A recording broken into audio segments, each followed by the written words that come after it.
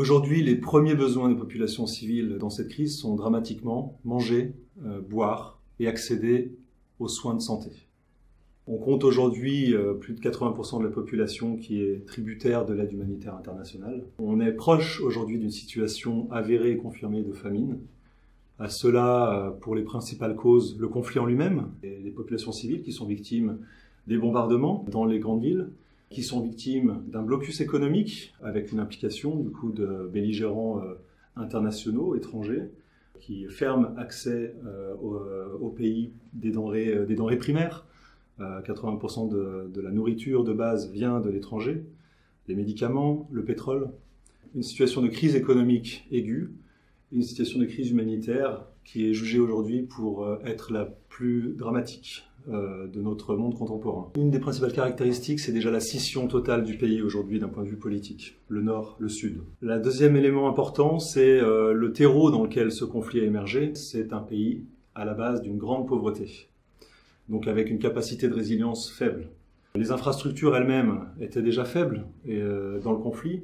Je pense aux infrastructures sanitaires, aux infrastructures d'accès à l'eau potable, et les populations, même lorsque ces centres de santé fonctionnent, n'ont pas accès, simplement parce que les distances sont grandes, que le fioul étant devenu une denrée très rare et très chère, ne permet plus à ces populations civiles d'accéder au centre.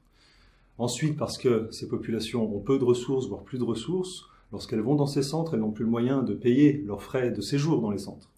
D'abord, Handicap International a choisi de s'attaquer réellement aux populations les plus vulnérables, et les populations directement victimes du conflit, victimes des bombardements. On travaille en grande majorité à Sanaa dans des centres de réadaptation physique, à travers des soins de kinésithérapie et à travers des centres de prothèses et orthèses pour permettre d'appareiller les victimes du conflit.